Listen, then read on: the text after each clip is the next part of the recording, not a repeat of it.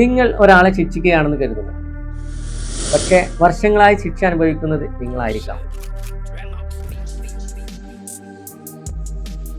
ഒരാൾ നിങ്ങളെ വേദനിപ്പിച്ചു, നിങ്ങളെ ചതിച്ചു, വഞ്ചിച്ചു, ഏറി പറഞ്ഞു, നിങ്ങളുടെ വിശ്വാസം തകർത്തു.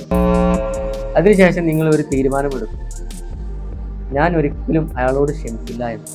പക്ഷേ ഒരു ചോദ്യം ചോദിക്കട്ടെ, ആ സംഭവത്തിന് ശേഷം ഉറക്കം നഷ്ടപ്പെട്ടത് ആർക്കാണ്? സമാധാനം നഷ്ടപ്പെട്ടത് ആർക്കാണ്?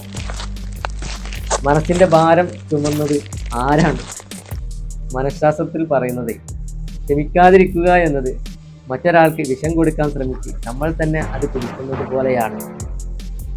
ഇസ്ലാം പഠിപ്പിക്കുന്നത് ക്ഷമിക്കുന്നവരെ അള്ളാഹു സ്നേഹിക്കുന്നു എന്നതാണ്.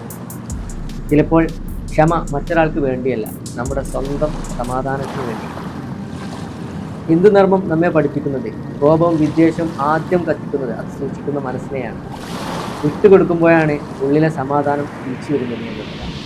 യേശുക്രിസ്തു നമ്മെ പഠിപ്പിക്കുന്നത് ക്ഷമിക്കുന്നത് ബലഹീനതയല്ല, അത് ഏറ്റവും വലിയ ശക്തിയാണെന്നാണ്. ഞാൻ HR Rasheed mind and body balance സിസ്റ്റത്തിൽ പലരോടും പറയുന്ന ഒരു കാര്യമുണ്ട്. ചിലപ്പോൾ ചികിത്സ തുടങ്ങുന്നത് മരുന്നിൽ നിന്നല്ല, വിട്ടുകൊടുക്കുന്നതിൽ നിന്നാണ്. കാരണം ക്ഷമിക്കുക എന്നത് നടന്നത് ശരിയാണെന്ന് പറയലല്ല, അത് ഇനി എൻ്റെ ജീവിതത്തെ നിയന്ത്രിക്കാൻ ഞാൻ ഒരിക്കലും അനുവദിക്കില്ല എന്നുള്ള ഒരു തീരുമാനമാണ്. ഓർമ്മിക്കുക, മനസ്സ് മാറുമ്പോൾ ശരീരവും മാറി തുടങ്ങും. അപ്പോൾ നമുക്ക് മറ്റൊരു വീഡിയോയിൽ കാണാം. Thank you so much.